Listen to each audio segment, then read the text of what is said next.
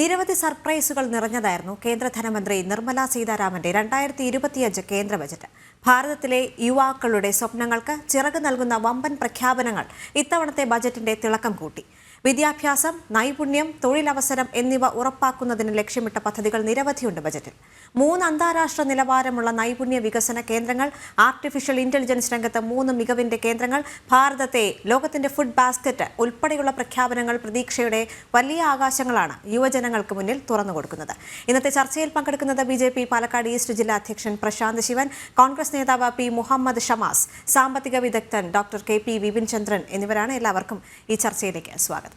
ആദ്യം പ്രശാന്ത് ശിവനിലേക്ക് പോവുകയാണ്. ശ്രീ പ്രശാന്ത് ശിവൻ, പ്രധാനമന്ത്രി നരേന്ദ്രമോദി ആവർത്തിച്ച് പറയുന്ന ഒരു കാര്യമുണ്ട്, യുവശക്തിയാണ് രാജ്യത്തിന്റെ നട്ടെല്ല് എന്നത്. അത് ശരിക്കും അന്വർത്ഥമാക്കുന്ന ഒരു ബജറ്റാണ് ഇത്തവണത്തേതെന്ന് പൂർണ്ണമായി പറയാൻ സാധിക്കുമോ?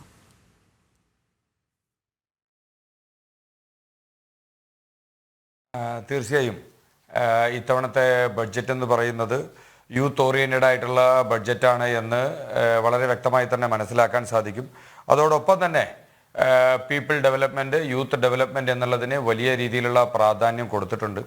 അതിലോട്ട് കടക്കുന്ന സമയത്ത് ചരിത്രപരമായി നമ്മുടെ ഏറ്റവും ആദ്യമേ തന്നെ പറയാവുന്നൊരു തീരുമാനം, ചരിത്രപരമായ തീരുമാനം എന്നുള്ള നിലയ്ക്ക് നമ്മൾ എടുത്തു നോക്കിക്കഴിഞ്ഞാൽ ഇൻകം ടാക്സുമായി ബന്ധപ്പെട്ടുകൊണ്ട് ഭാരതത്തിൻ്റെ ചരിത്രം തന്നെ ശരിക്കും പറയുകയാണെങ്കിൽ മധ്യവർഗത്തിൽപ്പെട്ട ആളുകളുടെ പ്രതീക്ഷകൾ പോലും 10 ലക്ഷം എന്ന സ്ലാബിൽ നിർത്തുമെന്ന് കരുതിയിരുന്ന സമയത്ത് പോലും വലിയ രീതിയിൽ 12 ലക്ഷം എന്ന തലത്തിലേക്ക് വലിയ വിപ്ലവകരമായ ഒരു തീരുമാനം മോദി സർക്കാർ എടുത്തിരിക്കുകയാണ്.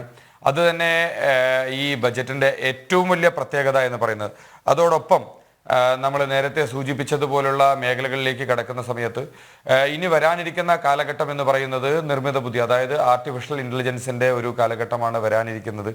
അതിനെ മുൻകൂട്ടി കണ്ടുകൊണ്ട് AI മേഖലയിൽ വലിയ രീതിയിൽ എനിക്ക് തോന്നുന്നു ഏകദേശം 500 കോടി രൂപയുടെ പദ്ധതിയാണ് അതിലേട്ട് അലോക്കേറ്റ് ചെയ്തിരിക്കുന്നത്. അതോടൊപ്പം തന്നെ 2014 ശേഷം തുടങ്ങിയ IIT-കൾക്ക് അധികമായ ഫണ്ട് ഉപയോഗപ്പെടുത്തി ഇതിനകത്ത് വകയിരുത്തിയിട്ടുണ്ട്. പ്രത്യേകിച്ച് ഒരു പാലക്കാടുകാരൻ എന്ന നിലയിൽ എനിക്ക് അഭിമാനത്തോടുകൂടി പറയാൻ സാധിക്കും, അതിനകത്ത് പാലക്കാട് IIT കൂടെ ഉൾപ്പെട്ട് വന്നിട്ടുണ്ട്. അതോടൊപ്പം മെഡിക്കൽ കോളേജുകളിൽ 10,000 സീറ്റിൻ്റെ വർധനവ് വരുമെന്നുള്ള രീതിയിൽ പറഞ്ഞിട്ടുണ്ട്. പിന്നെ നമ്മൾ ഇതിനകത്ത് നോക്കുകയാണെങ്കിൽ സ്കിൽ ഡെവലപ്മെൻറ്റിന് വേണ്ടിയിട്ട് നൈപുണ്യ വികസനം, അതായത് ഓരോ വ്യക്തികളെയും മോൾഡ് ചെയ്തെടുത്ത് അവരുടെ സ്കില്ലിനെ ഡെവലപ്പ് ചെയ്ത് ടാലൻറ്റിനെ വലിയ രീതിയിൽ ഉപയോഗപ്പെടുത്തുന്നതിന് വേണ്ടിയിട്ട്, സ്കിൽ ഡെവലപ്മെൻറ്റിന് വേണ്ടിയിട്ട് പുതിയ നാഷണൽ സെൻറ്റർ ഫോർ എക്സലൻസ് എന്ന തരത്തിൽ 5 സ്ഥാപനങ്ങൾ വരാനായിട്ട് പോകുന്നുണ്ട്. ഇത്തരത്തിൽ വലിയ രീതിയിൽ വിപ്ലവകരമായ ഒരു കുതിച്ചുചാട്ടമാണ് ഭാരതം വരാനിരിക്കുന്ന നാളുകളിൽ കാണാനായിട്ട് പോകുന്നത്.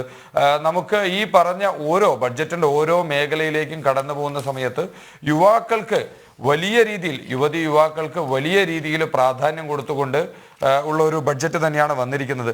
അതിൽ സ്കൂളുകളിലെ ടിങ്കറിംഗ് ലാബിനെ കുറിച്ച് നമ്മൾ നോക്കിക്കഴിഞ്ഞു വെച്ചാൽ വളരെ ചെറുപ്രായത്തിൽ തന്നെ വിദ്യാർത്ഥികളായിട്ടുള്ള ആളുകളിൽ അവരുടെ കഴിവുകൾ കണ്ടെത്തിക്കൊണ്ട് അവരുടെ കഴിവുകളെ പ്രൊമോട്ട് ചെയ്യുന്നതിന് വേണ്ടിയിട്ട് അവർക്ക് ഏത് മേഖലയിലാണോ അവരുടെ കഴിവുകൾ ഉപയോഗപ്പെടുത്താനായിട്ട് സാധിക്കുക എന്ന് മനസ്സിലാക്കുന്നതിന് വേണ്ടിയിട്ടുള്ള ഇത്തരത്തിലുള്ള ടിങ്കറിംഗ് ലാബുകൾ ആരംഭിക്കുന്നതിനെ സംബന്ധിച്ചിട്ടുള്ള പദ്ധതി പറഞ്ഞിട്ടുണ്ട്. ഒരു ഇന്നൊവേഷൻ മിഷൻ എന്ന തരത്തിലാണ് ഇത്തരത്തിലുള്ള കാര്യങ്ങളെല്ലാം കാണുന്നത്. അതായത് ഇനി വരാനിരിക്കുന്ന കാലഘട്ടത്തിൽ വലിയ രീതിയിൽ യുവാക്കളുടെ വിഭവശേഷിയെ ഉപയോഗപ്പെടുത്തിക്കൊണ്ട് അവർക്ക് ആവശ്യമായ സ്കിൽ ഡെവലപ്മെൻറ്റ് നൽകിക്കൊണ്ട് അതിലൂടെ ധാരാളം തൊഴിലും മറ്റ് സ്വതന്ത്രമായ രീതിയിലുള്ള സ്റ്റാർട്ടപ്പ് പോലുള്ള പദ്ധതികൾ, ഇത്തരത്തിൽ നിരവധി മേഖലകളിൽ അവരുടെ യുവാക്കളുടെ ഒരു വിഭവശേഷിയെ ഉപയോഗപ്പെടുത്തിക്കൊണ്ട് അതിലൂടെ വലിയ രീതിയിൽ സാമ്പത്തികപരമായ വിപ്ലവം നമ്മുടെ രാജ്യത്ത് നടപ്പിൽ വരുത്തുന്നതിന് വേണ്ടിയിട്ടുള്ള ഒരു കാഴ്ചപ്പാടോടുകൂടിയാണ് ഇന്നത്തെ ബഡ്ജറ്റ് അവതരണം ഉണ്ടായിരിക്കുന്നത്. അതിൽ ഞാൻ നേരത്തെ സൂചിപ്പിച്ചതുപോലെ തന്നെ ഇൻകം ടാക്സിൻ്റെ കാര്യത്തിൽ 12 ലക്ഷം എന്നുള്ളത് വലിയ രീതിയിൽ നമ്മളൊക്കെ ചിന്തിക്കുന്നതിൻ്റെ അപ്പുറത്ത് വലിയൊരു വിഭാഗം ആളുകളിലേക്ക് അത് വലിയ രീതിയിൽ ഗുണം ചെയ്യും. സ്വാഭാവികമായിട്ട് ഈ അവർക്ക് ലഭിക്കുന്ന എക്സംഷനായിട്ട് വരുന്ന ഈ തുക മാർക്കറ്റിലേക്ക് വരും. അത് പല കച്ചവടത്തിലും അവിടെ നടക്കുന്ന സെയിൽസിലും എല്ലാം ആ തുക വന്നു കഴിയുന്ന സമയത്ത് അതിൻ്റെ ഗുണം സമസ്ത മേഖലകളിലും, വ്യാപാരത്തിൽ, അതിനെ തുടർന്നുണ്ടാകുന്ന മറ്റു വിവിധ മേഖലകളിൽ ആ സാമ്പത്തികം ഉപയോഗപ്പെടുത്താനായിട്ട് സാധിക്കും. അപ്പോൾ ഇത്തരത്തിൽ വലിയ ഒരു കുതിച്ചു ചാട്ടത്തിന് ഉതകുന്ന രീതിയിലാണ് ഇത്തവണത്തെ ബഡ്ജറ്റ് പ്രഖ്യാപനം വന്നിരിക്കുന്നത്. യുവാക്കൾ എല്ലാവരും തന്നെ ഇരു കൈകളും നീട്ടിക്കൊണ്ട് ഈ ബഡ്ജറ്റിനെ സ്വീകരിക്കുമെന്ന കാര്യത്തിൽ യാതൊരുവിധ സംശയവുമില്ല. ശരി.